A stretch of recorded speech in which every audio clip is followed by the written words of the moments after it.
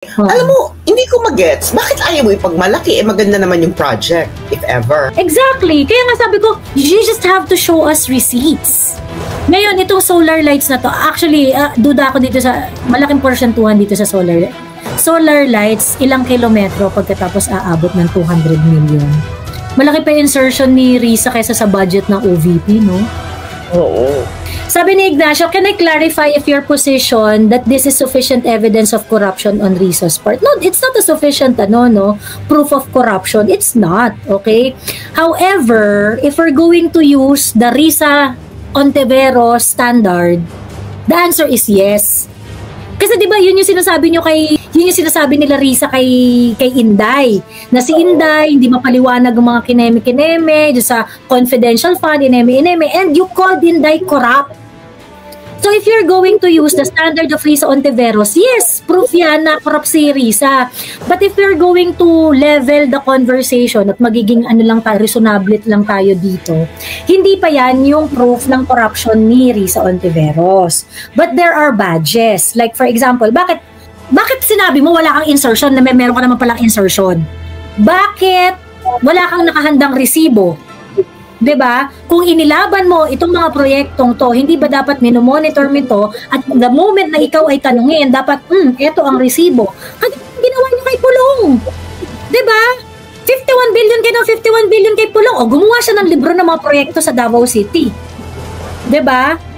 So, at the very least, ito ay proof na si Riza Ontiveros ay sinungaling at meron talaga siyang propensity para mangurakot. Yun. So, yun ang posisyon ko dyan.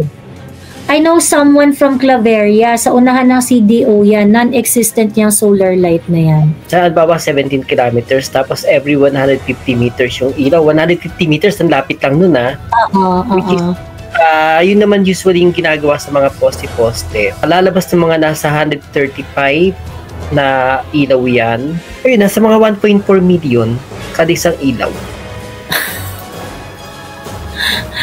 Grabe Ito yung may document na si Dare na nakuha Kaya nung nakita ko yung solar lights ni di ba isa rin yan sa mga kinanta ni Magalong, yung mga cat's eye na sobrang mamahal. Videohan nyo nga yung mga dumadaan dyan, yung Villanueva, Claveria to Villanueva Road. Yan. Videohan nyo kung merong street solar lights or wala. Sabi, ongoing pa daw. Pero June pa to June 2025 pa yung bidding. June, July, August, September, October, 4 months na. So, dapat ngayon patapos na yan kasi installation lang naman yan Ilabas niya yung street lights na yan, solar street lights na yan. Tapos, yun nga, meron pa siyang additional na alternate road, 200 million. Tapos, flood control project na 200 million. Ayun. Construction of multi-purpose academic building, Bukidnon State University. PRRD, nagpatayo ng academic building. Hindi na kailangan ng public funds. Yung binless nung Kadayawan sa Davao City, sobrang lakas ni Riza, 3 billion ang nailaban niya. Hindi part ng majority, pero 3 billion ang nakuha niya sa budget. Riza lang ang alam. Ang mga taga-tahol ni Riza, sinasabi nila, inilaban niya ni Riza sa mga budget deliberation, ineme, ganyan. Inilaban niya yung mga amendments. Okay, fine. So, inilaban ni Riza sa budget deliberation yung 3 billion worth na amendments niya. Then, magbigay kayo ng resibo. Like for example, itong sinasabi ninyo na nakita mo yung mga projects, mga multi-purpose hall, ganyan-ganyan. Ayan. So ngayon, ito yung mga insertion mo. Okay, multi-purpose building, Tondo, District 2, Manila. O, provide kayo ng nyo dyan. Provide kayo ng status report nyo dyan. Sino yung mga nakausap mo dyan? Sino yung humiling sa'yo? Sino yung mga contractor niyan? Natuloy ba yan? Nasimulan ba yan? Tignan na yan kung natuloy ba yung mga yan, saka kung sino yung mga contractor. Baka mamaya may mga diskaya. Diyan Oo, kasi yung mga contractor, yan, multi-purpose, road, barangay. So ngayon sinasabi kasi ng mga nila, cheering squad ni Riza Ontiveros na diniliberate niya yan, nakipag-usap siya sa mga LGU at inilaban daw niya yung mga budget na yan. Okay, identify verify sino yung mga kausap mo na mga opisyal para ilaban mo ang mga budget na yan on their behalf. 'Di ba? So, ayan, yung mga road na yan, yung mga construction of city pavilion in Dagupan City, construction of barangay hall, di ba, sabi ko na sa inyo, iba. Saka dapat, Mia, sabi ko na sa inyo, yung multi-purpose hall. Di ba dapat na yan, it's either na-cancel yan, or kung hindi siya na-cancel, dapat gumugulong na yan. Kasi po, nasa last quarter na tayo ng 2025. Naririnig so, ko. Gumugulong yan, may mali dyan. So, pwede na i-check yan isa. Hello. Sasper from Afterlife. Shit. So, anong kwento? Pinag-uusapan ba natin si Immaculate Insertion? Oo, si Immaculate Insertion. So, di ba sabi ko sa inyo, meron akong fair idea kung ano yung mga insertion ni Immaculate Insertion. Di ba, panay mga multi-purpose. Marami siyang multi-purpose na project. Tapos yung naka-highlight, yun yung mga flood control. So, ito yung first page. 5 pages 5 pages yung pinresent ni Katunying. Pagkatapos, ayan, ito yung sumunod. Di ba? Ayan. Wala namang masamang magpa-insert. Putang na. True. Bakit may sursugon? Kasi pag tatakbo kang presidente, kailangan all over ka. Oo, marami kang projects dapat. Actually, kaya imposibleng wala siyang insertion sa mga paparating na budget, sa mga nagdaang budget, kasi nga may ambisyon siya. Totoo. Ngayon, ang pinaka dito ni Risa, ang challenge sa kanya dito, provide ka ng receipts. Kasi inilaban mo tong mga budget na to eh. Meron ka maluloka ditong budget ha. Ito 200 million. Installation of solar lighting along Claveria to Villanueva, Claveria, Misamis Oriental. Madaling ma-verify yan. Oo, madaling ma-verify ito. Pagkatapos, at saka Bex, 200 million na solar lighting, may gumawa ng math kasi 18 kilometers daw yan. 18 kilometers daw yung road na yan. Pagkatapos, ang ideal spacing ng lights, ng solar lights, ay 10 to 15 meters. Ayan. So, ginawa niya yung gano'n. So, ibig sabihin, parang around 1,200 daw na solar lights yung magagamit mo for the 18 kilometers kinembot. At pagka ganun daw, ang pricing umaabot daw ng 166,000 pesos ang isang solar light. Ang isang solar light. Joey, walang solar kasi madilim pa din. Kauuwi ko lang. Katakot nga eh. Hindi, meron mga lumalabas sa Facebook na meron yata mga video ng solar lights. Claveria to Villanueva. Okay, Claveria to Villanueva solar lights. Teka nga. Kung talagang kanya yan, tapos wala namang anomalya, update niya. Ano na status? Sinong contractor niyan? Hindi. Alam mo, hindi ko magets. Bakit ayaw mo ipagmalaki? Maganda naman yung project, if ever. Exactly. Kaya nga sabi ko, you just have to show us receipts. Ngayon, itong solar lights na to, actually, duda ako dito sa, malaking porsyentuhan dito sa solar lights. Solar lights, ilang kilometro pagkatapos aabot ng 200 million. 187 million. Magkano daw ba yan, if ever? Yung sinabi mong nag-compute. Doon sa computation niya, may nag-compute kasi sa ko, pero kinompute niya at 200 million. So parang ang sabi niya, pagka ganun, around 166,000 per light ang magiging presyo. Baka nagkamali siya. Feeling ko baka nagkamali siya. Teka lang. Tingnan nga natin. Villanueva Claveria kilometer. Distance.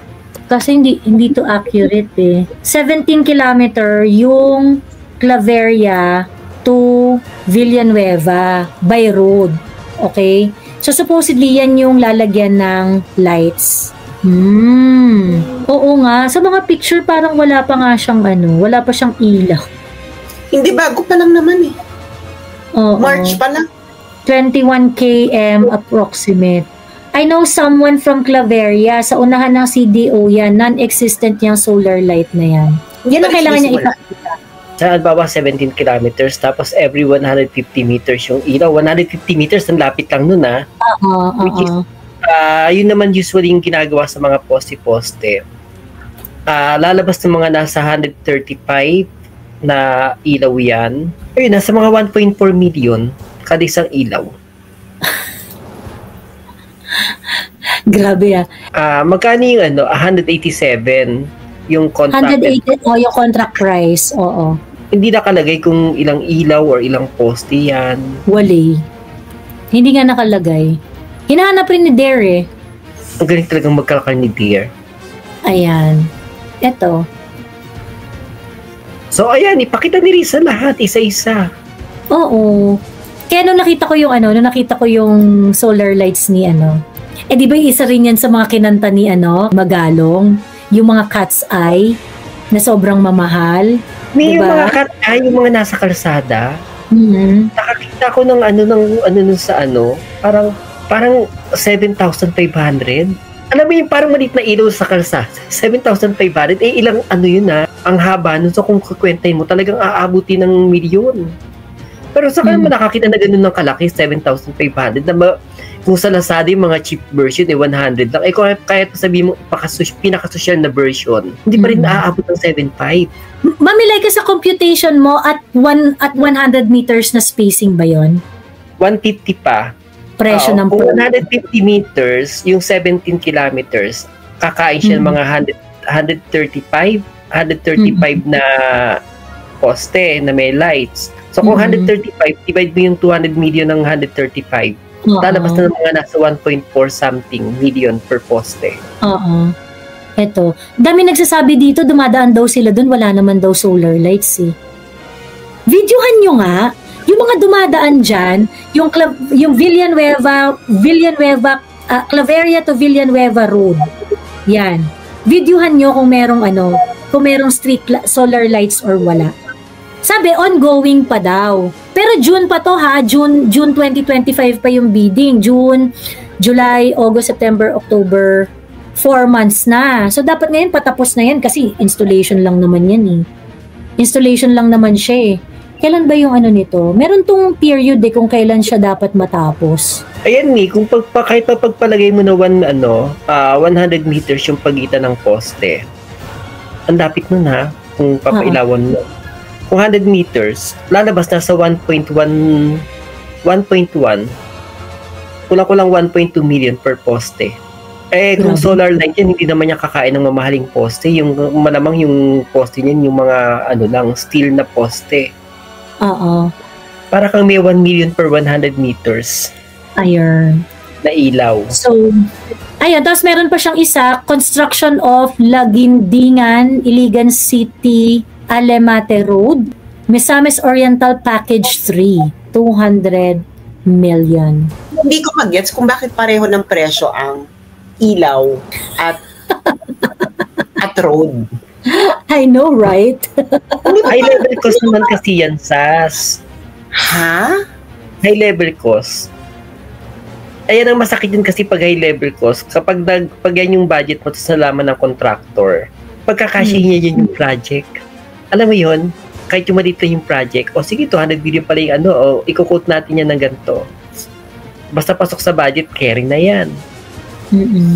Hindi, alam mo, ang iniisip ko talaga is... Alternate road. Alternate pala, sorry. Construction of Lagindingan, alternate road, 200 million. Anyway. May bayad din daw yung poste ng ilaw. Okay. Oo, pero 1 million pa din, Sas. Almost 1.18 million.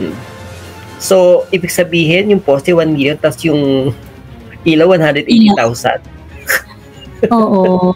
Magpagawa pa siya ng airport sa Lagindingan. Baka included yung paving of the road to install the lights. Hindi kasi very specific installation of solar street lighting Kung kasama yung road doon, meron siyang separate na doon. May separate na documents yun. Oo. Nung mabuking na kunwari ongoing ghost project yan. Ayun. So anyway, ilabas niya yan. Ilabas niya yung street lights na yan, solar street lights na yan. Tapos, yun nga, meron pa siyang additional na alternate road, 200 million. Tapos, flood control project na 200 million. Ayun. Construction of multi-purpose academic building, Bukidnon State University. PRRD nagpatayo ng nagpatayo ng academic building. Hindi na kailangan ng public funds. Yung binless nung Kadayawan sa Davao City. So aside from this, ayan, multi-purpose road, mga barangay roads, siguro to, Pangasinan, dami niyang project sa Pangasinan, no? La Union, Bawang, Pangasinan, Kalinga, 100 million flood control project in Santiago City, Isabela. Diba, isa to sa mga tinuturong pinaka-corrupt na DE. Sa kami nagtataka ako, bakit senador ka pero may mga ganyan kang project? Hindi ba dapat ang trabaho mo gumawa ng batas? Oo. Ideally talaga, dapat hindi talaga nag-i-insert yung mga yung mga legislator. So dapat, titingnan mo lang yung budget, question is, prudent ba o hindi? So yes or no lang dapat. Dapat ganun lang yan dapat ganun lang sila. Wala silang say dapat dun sa planning, sa ganun, or whatever, ganun. Wala sila dapat ng mga ganung etchos. Ngayon, kung gusto nilang may kumbaga, at the time na dumating sa kanila yung NEP, nagkaroon na sila ng mga discussion with the executive. So, dapat, pagdating ng NEP sa House of Representatives, wala ka na dapat mga amendments, wala ka na dapat mga insertion. Yes or no na lang dapat yun Ayun. Kaso nga lang, in practice kasi, mamilay ka, in practice, meron talagang mga amendments at saka insertions. Pero dapat yung mga gantong construction na to, dapat mo lang manggagaling na hindi dapat nagre-recommend yung mga senador. Dapat nanggagaling to sa mas okay pa kung mga LGU o kaya DPWH. And then, kasi tulad yan, yung tanong ni Sas, bakit pare-parehas yung presyo? Yan ba inaral ba ni Risa yan? Hindi niya ba tinanong kung bakit pare-parehas yung presyo niyan? Hindi, to be fair naman, ito, yung allotted budget lang to. Hindi ito yung presyo ng project. Allotted budget lang siya. So ngayon, pag pinabid mo siya or pinaano mo siya, yun nga, malaki yung chance na bababa pa siya dun sa budget na allotted. Although, ang isa pang question kasi is, ang tawag dito, ang claim kasi yun ang kiniklaim ni Rize, na nakikoordinate siya sa mga local leaders, sa mga LGUs, nakiki-coordinate daw siya. O di ngayon, ilabas mo sa amin yung mga pangalan ng mga kino-ordinate mo ng mga LGU leaders dito. Oo. Yung mga nag-recommend ng project na yan sa kanya. Kasi posible naman siya nakakaalam niya, pumunta siya ba dyan? Paano niyo nalaman na kailangan inilaban. Oo, at inilaban. Kasi like for example, parang, wow, tindi naman ng Pangasinan, ang lakas naman ng mga taga-Pangasinan sa'yo. Senator Risa Ontiveros, dahil nilaban mo yung budget ng road. Panay road nila, sa La Union. Lalakas naman ng mga taga La Union sa'yo, tsaka na todo bigay yung pag-sponsor mo ng budget nila. Sobrang lakas ni Risa, 3 billion ang nailaban niya. Hindi part ng majority, pero 3 billion ang nakuha niya sa budget. Risa lang ang alam. Malaki pa yung insertion ni Risa kaysa sa budget ng OVP, no? Oo. Sabi ni Ignacio, can I clarify if your position that this is sufficient evidence of corruption on Riza's part? No, it's not a sufficient proof of corruption. It's not, okay? However, if we're going to use the Riza Ontiveros standard, the answer is yes. Kasi 'di ba yun yung sinasabi nyo yun yung sinasabi nila Risa kay Inday, na si Inday hindi mapaliwanag ang mga kineme sa confidential fund, ineme, and you called Inday corrupt. So if you're going to use the standard of Risa Ontiveros, yes, proof yan na corrupt si Risa. But if you're going to level the conversation at magiging reasonable lang tayo dito, hindi pa yan yung proof ng corruption ni Risa Ontiveros. But there are badges. Like for example, bakit sinabi mo wala kang insertion na meron ka naman palang insertion? 'Di ba? Okay? Bakit wala kang nakahandang resibo? 'Di ba? Kung inilaban mo itong mga proyektong to, hindi ba dapat minomonitor mo ito at the moment na ikaw ay tanungin, dapat ito ang resibo. Kasi ginawa niyo kay Pulong. 'Di ba? 51 billion kay Pulong. O gumawa siya ng libro ng mga proyekto sa Davao City. 'Di ba? So, at the very least, ito ay proof na si Risa Ontiveros ay sinungaling at meron talaga siyang propensity para mangurakot. Yun. So, yun ang posisyon ko dyan.